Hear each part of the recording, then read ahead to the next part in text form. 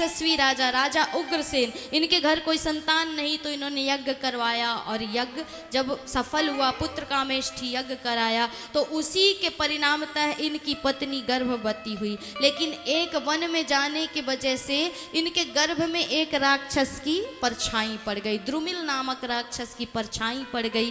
तब ब्राह्मणों ने ध्यान लगा करके देखा, संतों ने ध्यान लगा करके देखा, तो कहा महाराज ये जो बालक है ये आपके वंश का सर्वनाश करने वाला होगा, मिटाने वाला होगा। इसलिए जब इस बालक ने जन्म लिया, इसी का नाम है कंस, जब इसने जन्म लिया तो महाराज उग्रसेन ने इन्हें लताओं पताओं में लपेटा और यमुना जी में बहा दिया। वही यमुना जी में किनारे भजन करते थे महाराज सूरसेन। इस बालक को उठाया, लेकर के चले गए अपने घर और वसुदेव के साथ इसका पालन पोषण होने लगा। ये बालक जब धीरे धीरे बड़ा हुआ तो नारद जी का आगमन हुआ और नारद जी ने कह दिया कि तुम सूरसेन के पुत्र नहीं हो, महाराज उग्रसेन के पुत्र हो। इतना ही सुनना था, महाराज चला गया तपस्या करने।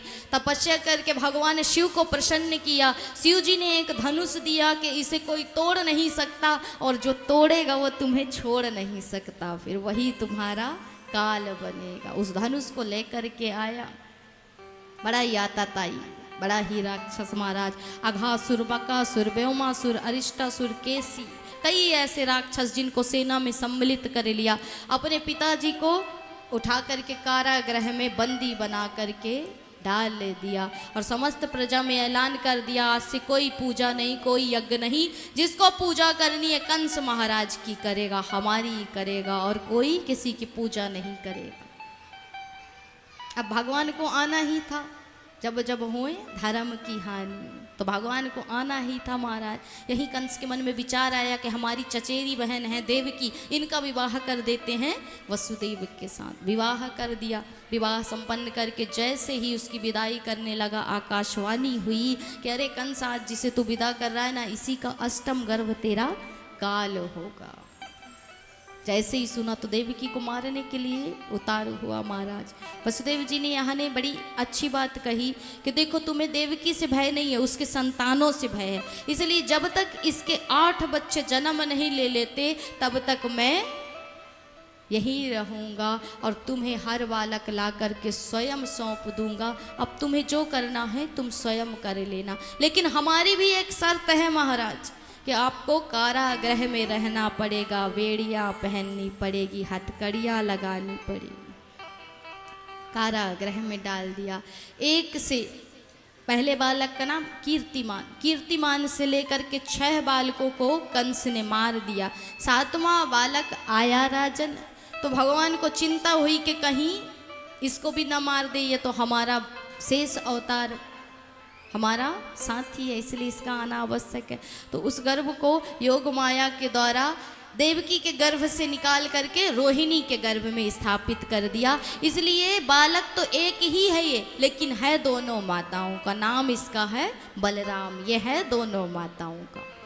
अब आ रहा है धीरे धीरे भादों का महीना और वो सुंदर मौसम महाराज, प्रकृति अपने आप बदलने लगी। जहाँ चारों तरफ नीरसता फैली हुई थी, वहीं आनंद फैलने लगा, क्योंकि आनंद का अवतार होने वाला है। देवता स्तुति कर रहे हैं, भगवान के आने का समय है। तो आइए हम भी स्तुति करें और प्रभु से कहें कि अब जल्दी प्रकट होकर के आओ।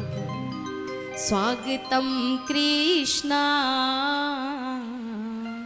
सुस्वागतम कृष्णा, स्वागतम कृष्णा सुस्वागतम कृष्णा, स्वागतम कृष्णा सुस्वागतम कृष्णा, स्वागतम सुस्वागतम शरणागतम कृष्णा, स्वागतम सुस्वागतम शरणागतम कृष्णा, स्वागतम कृष्णा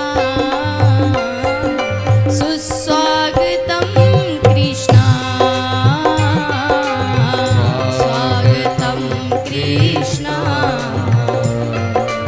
सुस्वागतं कृष्ण।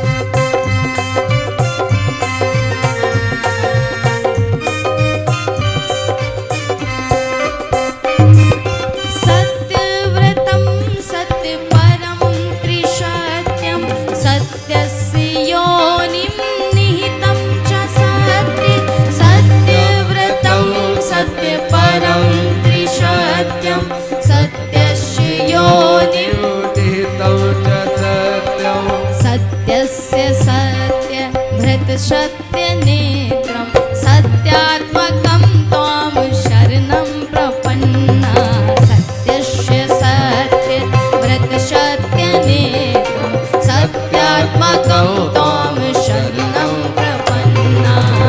स्वागतं कृष्ण सुस्वागतं कृष्ण स्वागतं कृष्ण सुस्वागतं कृष्ण सुस्वागतं कृष्ण शरणागतं कृष्ण सुस्वागतं कृष्ण शरणागतं कृष्ण। सुंदर अष्टमी की तिथि रात्रि के ठीक 12 बजे माता देवकी का आज कारागृह मानो मंदिर बन गया महाराज। कमल नयन चतुर्भुज नारायण प्रभु सुंदर स्वरूप लेकर के प्रकट हो गए। समस्त ब्रजमंडल में सन्नाटा छाया हुआ है, लोग सो रहे हैं, लेकिन हरि को वही पाता है जो जागता है, सोने वाला नहीं पाता। तो पाया किसने? देवकी और वसुदेव ने जो जाग रहे हैं महाराज। भगवान सुंदर स्वरूप धारण करके प्रकट हो गए। दोनों ने सुंदर दर्शन की, स्तुति की और कहा प्रभु फिर आप भूल कर गए, आपने बालक बनकर को आने को कहा था, फिर से पिता बनकर के आ गए, तो उसके लिए क्या करें? कन्हैया ने कहा कि देखिए यदि आप चाहते हैं कि मैं बालक बनूं, जो कार्य 11 वर्ष के बाद करना है वो सोचा अभी कर दूं, और यदि आप चाहते हो कि मैं बालक बन जाऊं तो फिर मैं आपको कंस से नहीं बचा सकता, आपको मुझे कंस से बचाना पड़ेगा। हम कैसे बचाएंगे? तो भगवान ने उपाय बताया कि आप मुझे यहाँ से लेकर के जाइए गोकुल, और गोकुल में नंद रानी के महल में एक कन्या ने जन्म लिया है, उसे लेकर के आ जाना, मुझे वहीं छोड़ करके आ जाना, बाकी सारी आगे की लीला मैं स्वयं कर लूँगा। पर हम जाएंगे कैसे लेकर के? हमारे तो हाथ बंधे हैं, बेड़ियाँ लगी हैं, हथकड़ियाँ लगी हैं। तो भगवान ने कहा जीव जब मेरा आश्रय ले लेता है ना, तो माया की जितनी बेड़ियाँ हैं वो अपने आप खुलती जाती